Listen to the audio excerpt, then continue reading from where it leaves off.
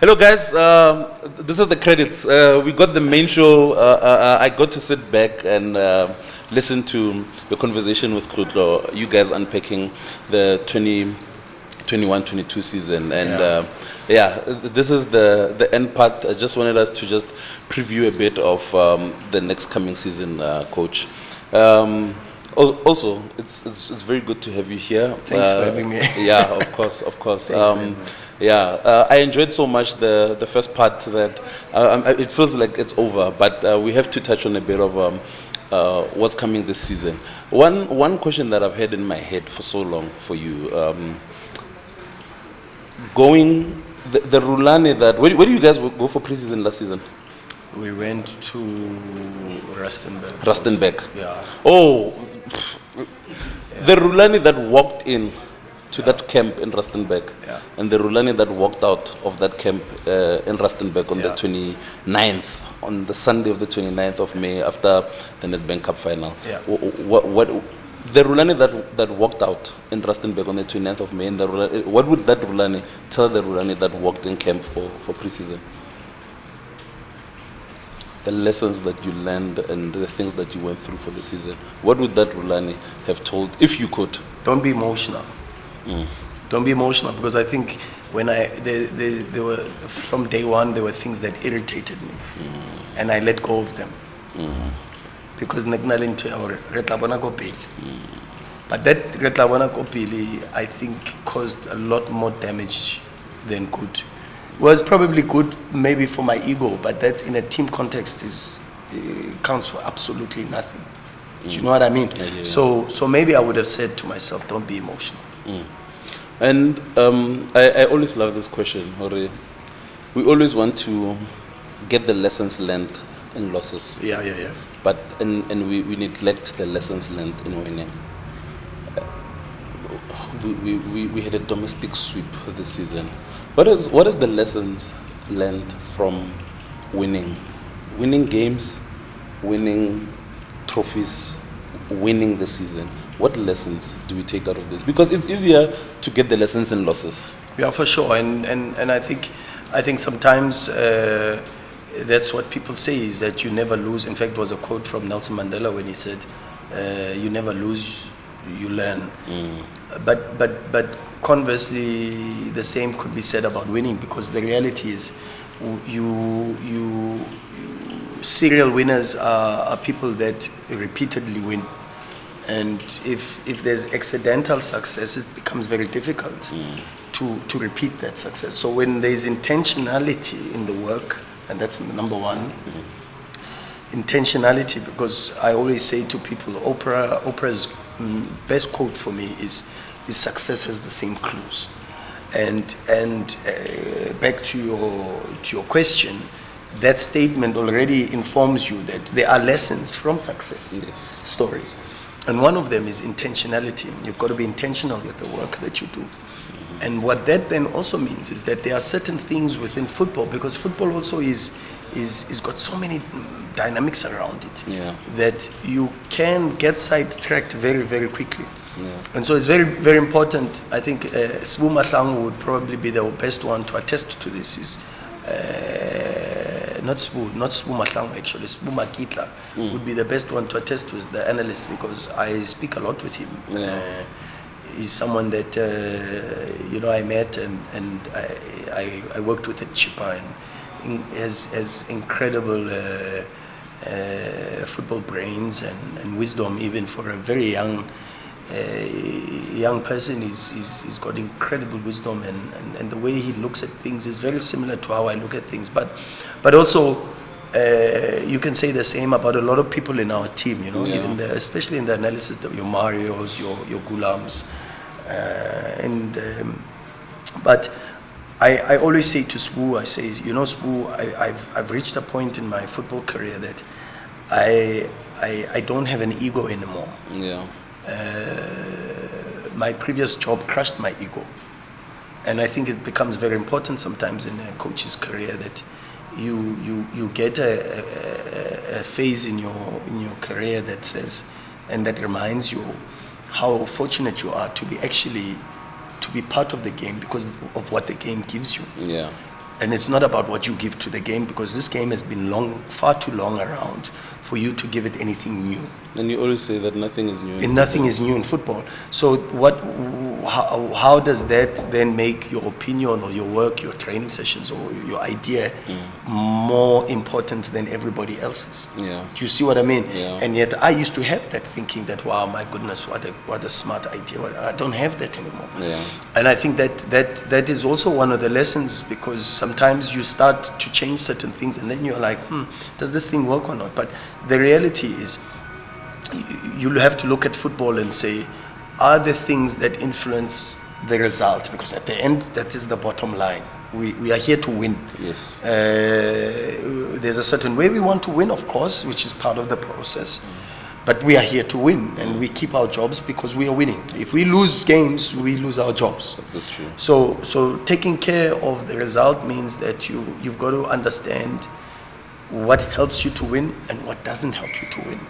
And then you invest your time and your energy towards the things that you know help you to win. And you know, we are going into pre-season now. Yeah. I mean, we are also back now. We've been on a break as well. Yeah. And I'm wondering, you know, I'm looking at what's happening globally with football. We are in a space where football is kind of looking like basketball, you know, like, because like a major trade will just happen and it shakes up, it changes it sort of like shakes up the hierarchy. And you look at like teams like Liverpool like losing money, Gabriel Jesus going to Arsenal, you see Lewandowski in limbo, Ronaldo wanting to leave, things like that. And then you look at it from the aspect of the South African landscape. We are in a point where teams now are releasing 9 players, 5 players, and I wonder, do you think for Sundowns, because we wouldn't be talking to you if it's not Sundowns, or you wouldn't be here if it's not Sundowns, for a team like Sundowns, what do you think is important going into the season? Is it building on what building on the results and what we did last season, or do you think what is happening around all those the other 15 teams in our league will sort of change our approach into going into the season? It's a very difficult question to answer, because in your question it's not difficult in the sense that I don't think we can speak about it. Yes. It's difficult in the sense that you touch so many critical aspects of what is influencing South African football at the moment.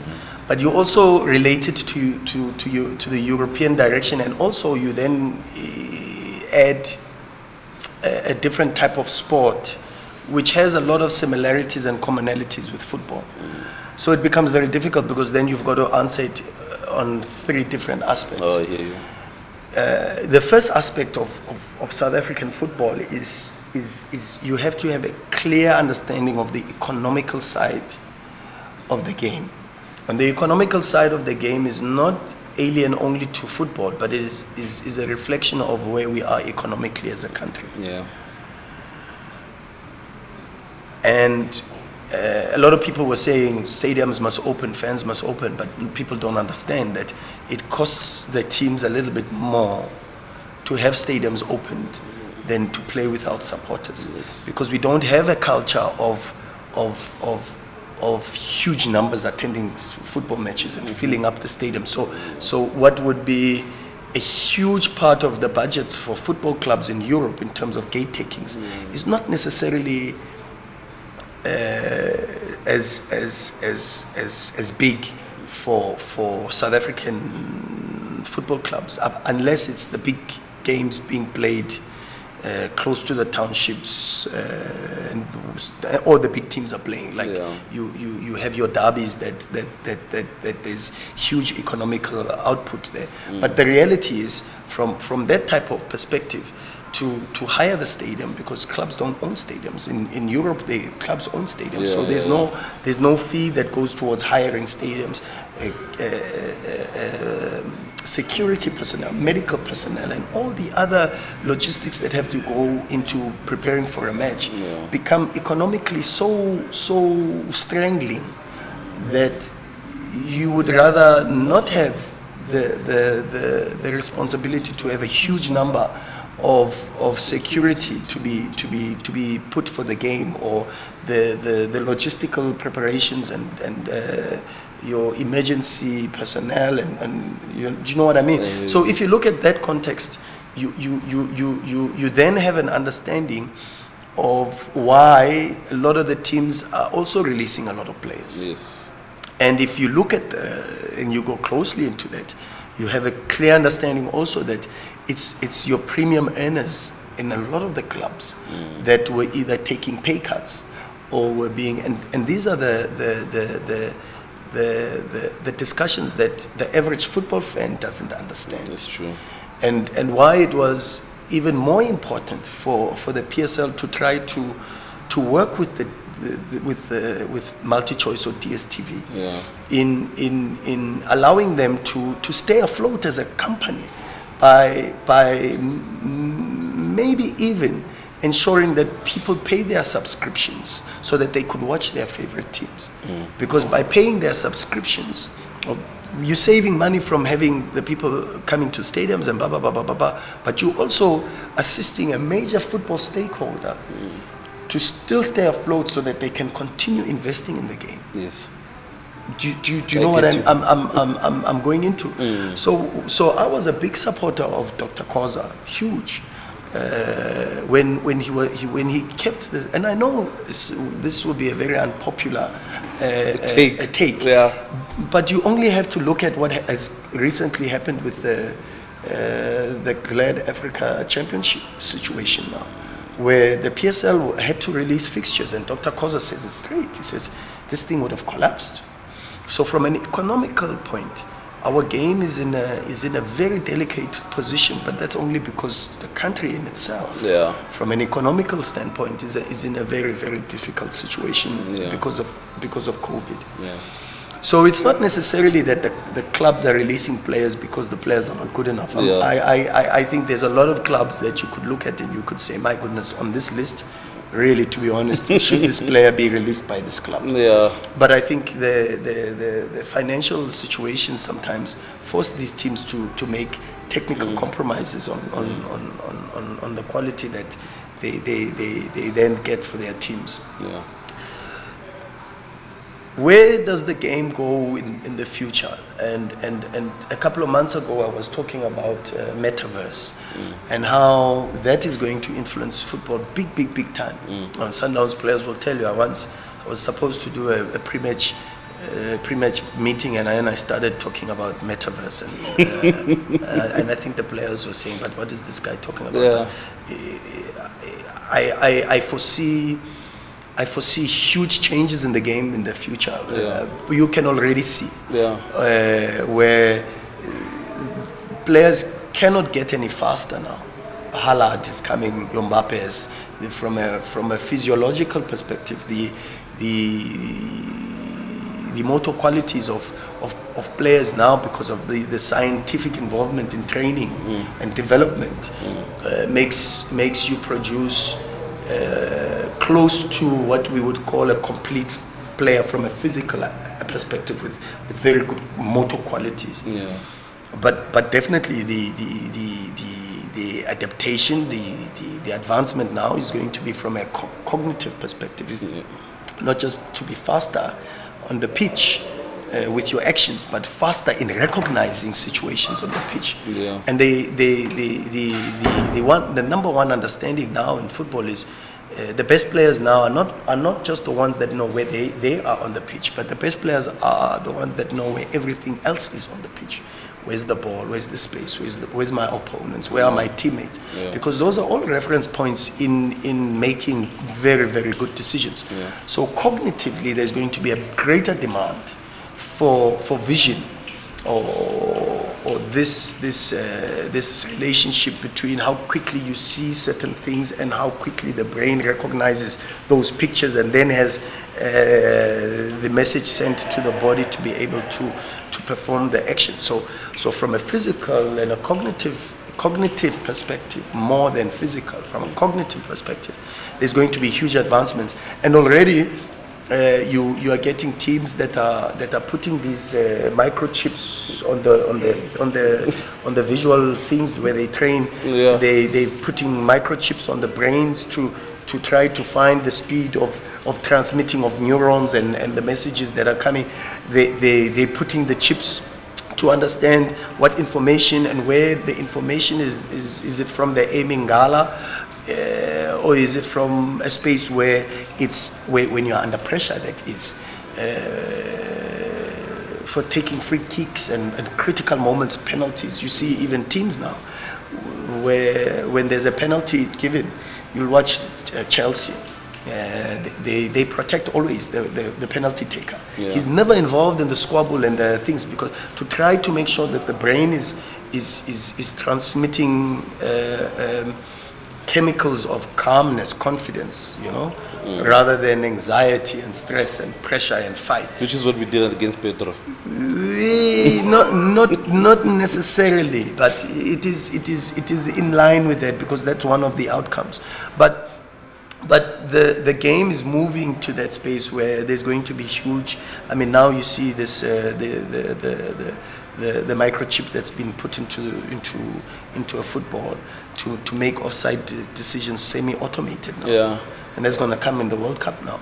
So you are moving into a space where science and technology is going to be a big part. So Trent, was it a day or two before the Champions League final? They've been doing that for quite a long time now. Yeah. There were students that came to Klopp and said, listen, we can make your players a lot calmer and faster in cognitive actions. And he credited them for the penalty shootout and wins. He said, bring them. He said, bring these people. Let me test this out. And this is where the game is going for sure. Yeah. Sooner rather than later, you won't even need.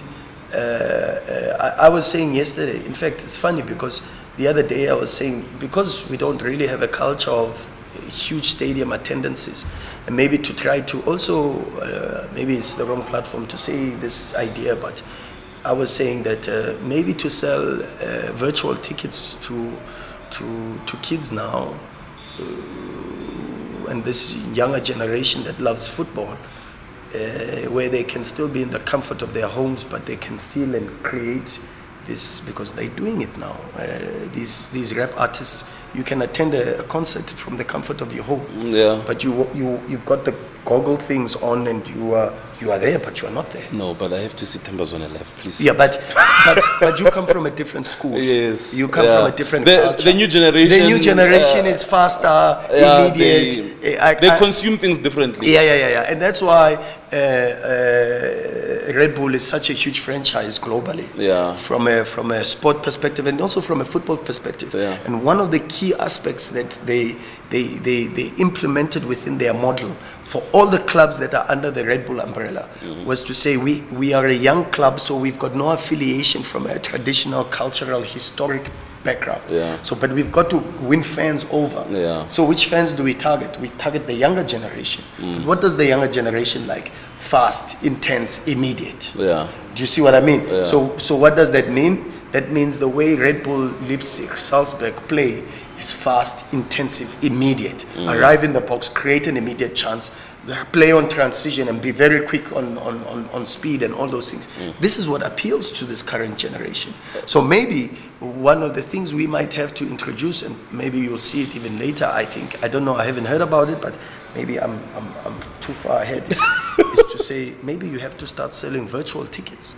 And see how this thing goes. And see how this thing goes, and be one of the first people. And maybe that's even a way of trying to close this economical gap for some. But of course, then you should still be appealing to this younger generation, so that they still buy these virtual tickets. Yeah. It's a long process, but I think maybe it's an idea I've put for people who in the game and who know how to work on ideas better than I would. You see, the thing is, in the immediate, you have people like Skomo, who are questioning certain things, and I think it would be unfair to Sundowns fans, because I've been before we had this sit down with you, I've been going through like a lot of Twitter comments and what people are saying, and sometimes it's because maybe I might not share the same sentiments. I would just discard some of the things people say. But I want to bring them to you, and we hear what you say about it, because at the end of the day, those are Sundowns supporters. These are people who consume the content that we create. And they're important. You know what I mean? They're very important. The club is nothing without its supporters. And now we are looking into the new season. The reason I mentioned Commons is because he's so vocal about this, and it's something that I wanted us to put out there. In his many utterances, he says Sundowns cannot go forward playing with Tembazwane. Tembazwane can play the same amount of minutes as he's been playing. Let's put that on the table, and you sort of, you are the only person I can put in this situation to answer such things.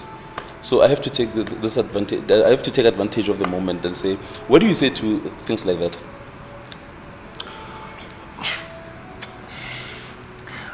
I think there will probably come a time where that statement is valid. I think there will come a time. But it's very difficult to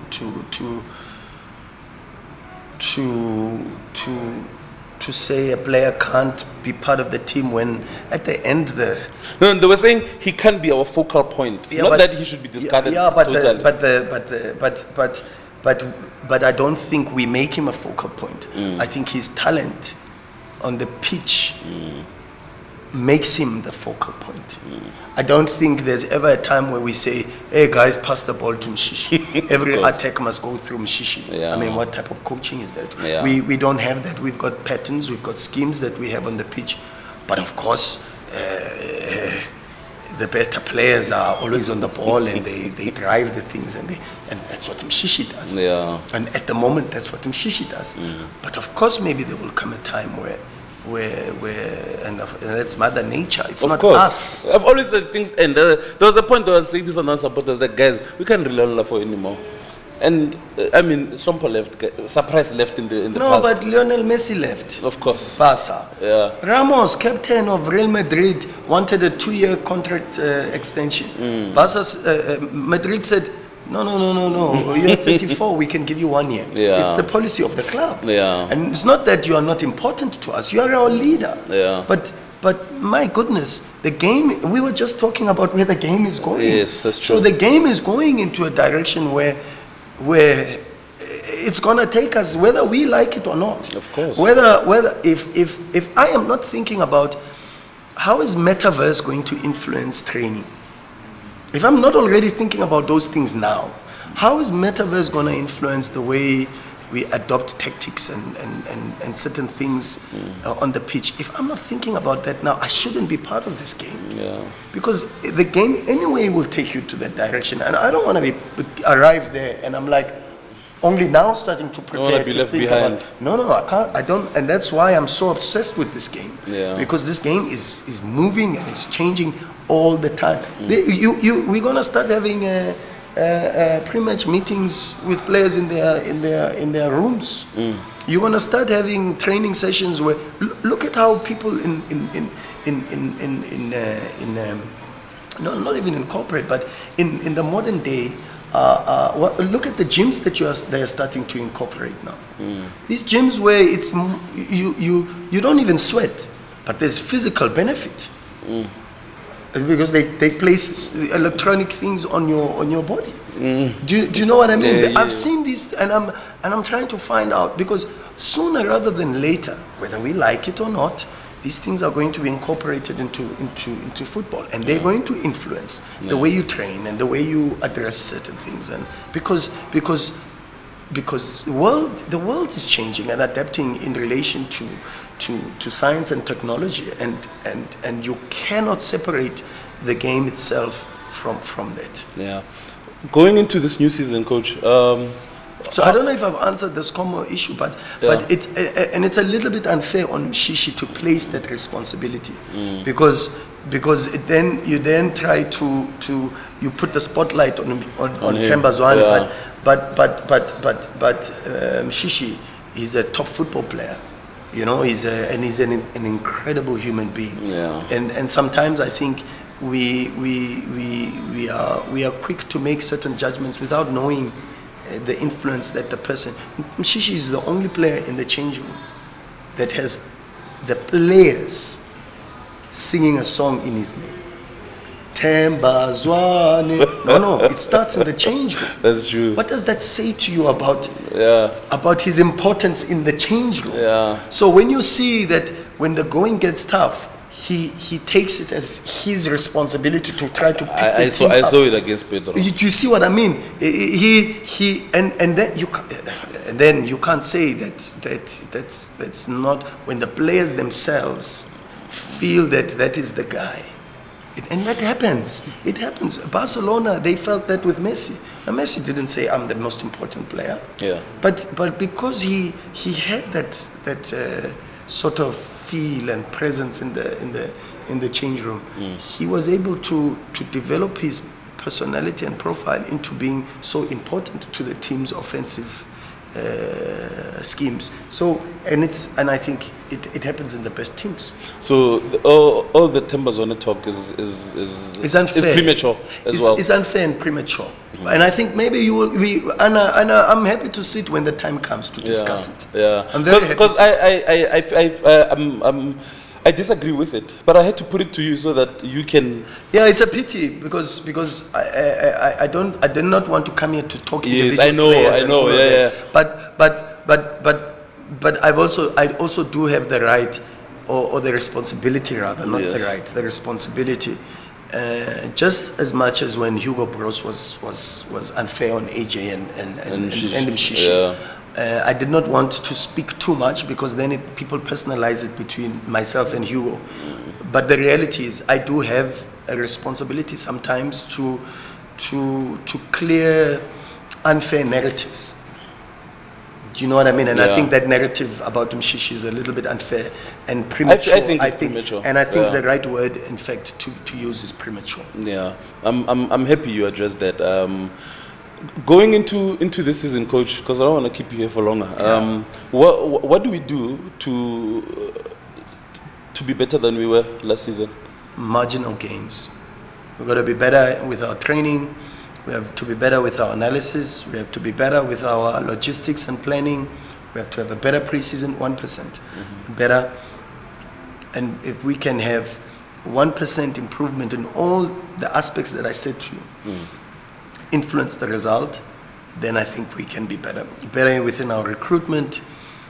And recruitment means getting the right players in and also getting the players that should not be in and for many, many reasons. Sometimes there's a very, very good player that you still have, but the dynamics just don't work out. Do you know what I mean? I get you. So Fergie used to always say is that the coach's responsibility when a season starts is to get the right players onto the bus and the wrong players off the bus. And it's not the wrong in the sense that he's a bad guy or ability or whatever, but it's maybe the qualities just don't suit the way we want to play next season, because next season we might play a little bit different to how we played this season.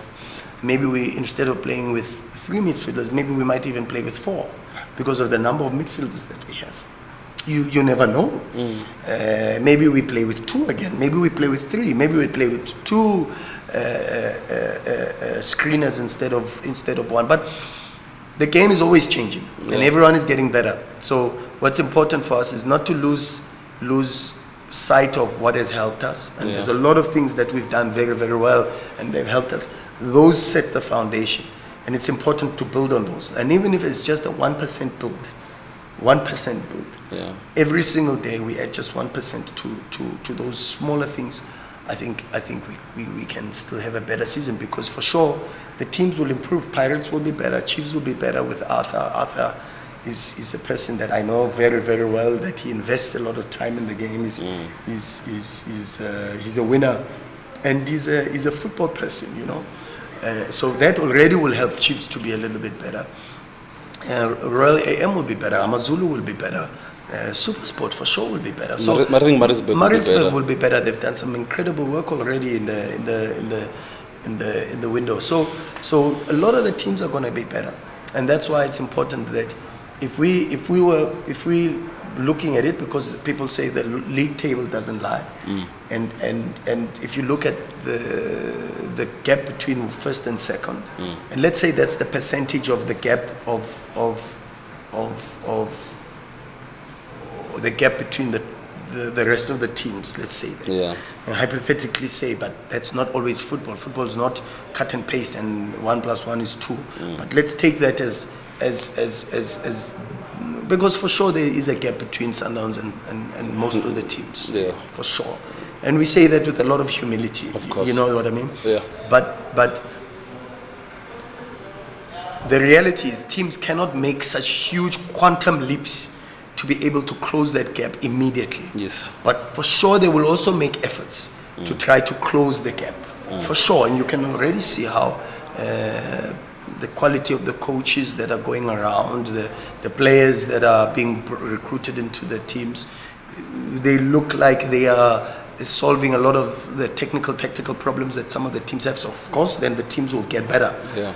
That then puts a huge responsibility on Mamelodi Sundowns to not stay with that gap, but to try to extend the gap. And when others improve, Sundowns is also improving, and others improve, and Sundowns keeps improving, because ultimately, I always say this to the players.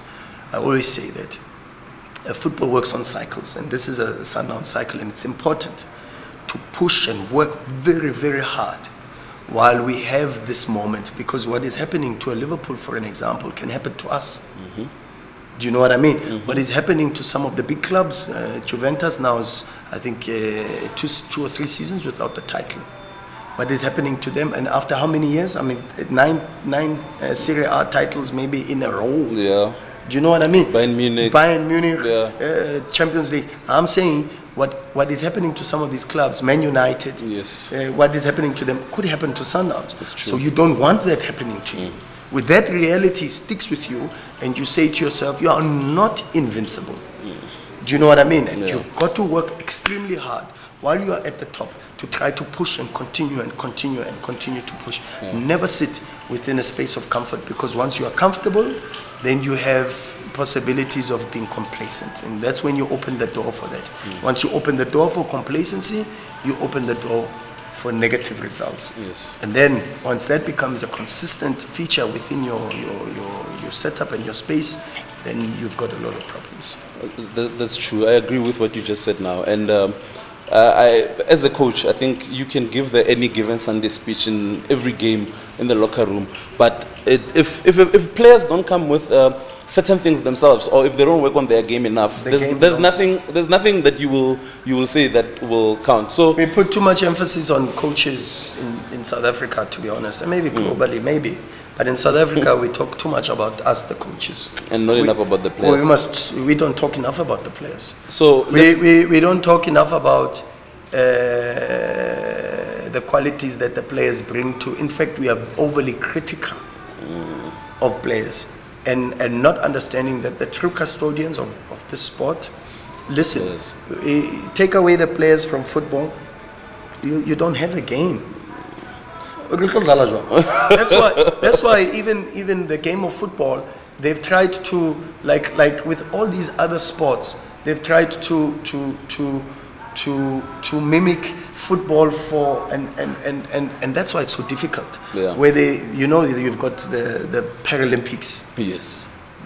Where it's the same sports, but for the physically challenged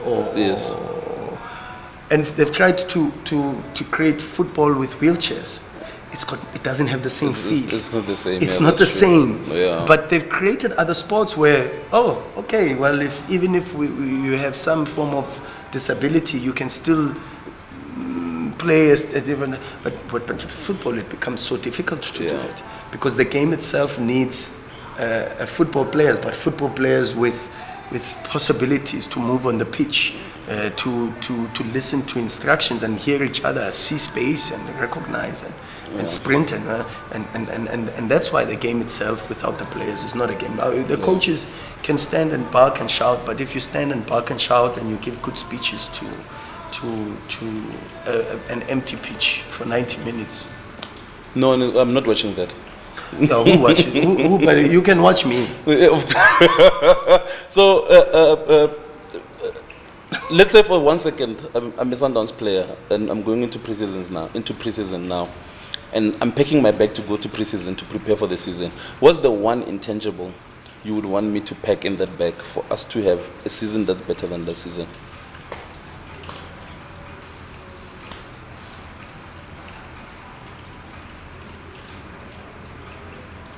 Intensity. That's the one intangible. Don't leave that behind. And you must know, intensity is coupled with a lot of things. Because without the right mental headspace, you can't be intensive. You can't concentrate. You can't be aggressive. Intensity cannot work without aggression. Cannot work with maximum concentration. Cannot work with a driven mindset. So I would say intensity, because the number one thing, and that is a non-negotiable, every single day we are intensive. And we are intentional. We train with intentionality, we train with a lot of intensity, and if you are not prepared to that's the talk tomorrow. First talk tomorrow is we are back, and we must be intensive. Even we must be intensive. Everybody. Our supporters must be intensive. On the stand. On the stands. Yes. Intensive. Make teams feel like teams feel when they go to Santiago Bernabeu, when they go to Anfield. Do you know what I mean? Yeah. There's a certain feeling that you get when you go there, and especially in the big games. There was one team on the pitch, and that's why you've seen miraculous comebacks from these clubs. How many? I know. Peter Drury, Man City versus Liverpool. No, Man City versus Real Madrid. Man City versus Real Madrid in the second leg at Santiago Bernabeu. Yeah. He said something like, Man City are coming to a stadium where we've seen so many dramatic comebacks. And one could be on the cards tonight. And it happened. And it happened. That's what you want to see this season from the stands. It's very important. It's a missing component from our champions. You go to Lubumbashi, there is a feeling that you're not comfortable here. Do you know what I mean? I hear you. You go to Wydad, you go to Setif, you go to Cairo. You need balls to play. And to win, you need to be not just better than the opposition, but stronger mentally. And you've got to want it more. Beyond just the game itself, the passes, the movements, the organizational forms. There's got to be a certain degree of courage, and then you've got to have this big team personality about you. And that's what I think we need to try to create, especially Champions League matches. You've said a mouthful today. We've had it, and I'm hoping everyone else who's watching. I love, by the way, the Masandawana fans. No, I do. Of course. No, I love them, and I know I've got a very strange relationship with the Sundowns fans. It's because you left. That's it's because I left, and I know I've got a responsibility because I left, and it's my responsibility to show them that I'm just as passionate about this club as they are. I want just as much success, maybe more than they do. I've got to work hard to rebuild the loyalty and the trust that they had. I know it's my responsibility. I know, without even having to go to a space of begging for it, I know there are certain things I've got to do to be able to win back that love and the trust. And I'm prepared to do those things. But the one thing I do think that we do need is that, you know, that drum. That drum after we've lost the football match. You know how consoling that drum is. But why do we have to play it after we've lost? Can't we play it to make sure that we don't lose? And galvanize and push the team and emotionally make the players so attached to our people and the disappointment that they get from losing a football match before we even lose it, because that sets a certain culture. Because one day you start seeing players saying, "Oh, it's okay to lose 1 or 2 matches because anyway our people are still with us." Yeah. But the people feel that pain because we started to set a standard where we are starting to say it's okay to lose. Do you get what I'm saying? Where it's not okay to lose. And we should never accept losing. It should never be part of us. We don't want it. Do you know what I mean? Yeah. And supporters play a big role in that. Very big role in ensuring that they support. And in difficult moments, we say as a team that in difficult moments we suffer together. Yeah. And in difficult moments, we have to suffer together. And that together means the office, the management, the players, the coaches, and not just the players on the pitch, but everybody, including the supporters. In difficult moments, they must suffer with us. That means in difficult moments, I don't want to hear you having a voice. Voice out on each. You are suffering with the team. That's true. Do you see what I mean? Yeah. And I think if we can get to that point, my hands must be so sore from clapping and hitting the drum because I'm suffering with my team in this moment. Because even when we are winning, we celebrate together. Exactly. We are together. We feel good together. We treat together. We sing together. We dance together. We proudly and boldly wear the Sundowns jersey on the streets together to work together. Do you know what I mean? I get you. So as much as we celebrate and win together, we have to, and maybe it's not just even a Sundowns thing. And maybe it's a cultural thing, where the definition of support is maybe a lot vaguer than we might think it is. So 2022-2023 season, the headline needs to get tighter. Yeah, and the push is more intense. Let's be intensive. The push the team sometimes over the line. You hear the players that play for Liverpool, Real Madrid, they talk about the mystery, the mystic cloud that hangs over these big stadiums. Yeah. Old Trafford in the past, no one wanted to play. In the past, Lutlo. Yeah, hopefully they can regain, but you know what I mean. So hopefully we can get to that space. But I'm quietly optimistic that we will get there, because I think if there is a group of fans in this country that is extremely passionate about their club and win or lose and with their team in good and bad moments, it is the Yellow Nation. Yeah. So I do think that we will get to that space. We definitely will get to that space. That's it, guys. Thank you, Coach, for coming through and having a chat with us. Hopefully, we'll get one more in the season, and also maybe get one again at the end of the season. Yeah, next time we can have like a tactics board and we talk more tactics, movements, pictures, things with visual cues for people to understand, because that's definitely where the game needs to go, man. Yeah, that's definitely happening this season, guys. We can talk until the sun sets and rises again. And well, we were here 12:30, and it's 4:30, of course. And we have to feel for people's data, guys. Thank you so much for watching. And feel for people's dates. Exactly. Thank you for watching, guys. It's been good. It's been the season preview with myself and Coach Mlu. Hopefully you enjoyed the season review with Coach Mlu and Tlotlo. And yeah, let's look forward to the new season. Bye-bye. Oh, of course. They know him. They know him. It's the all-rounder here. Thanks, sharp guys. Thanks, Kens. Thank you for having me. Thanks, guys.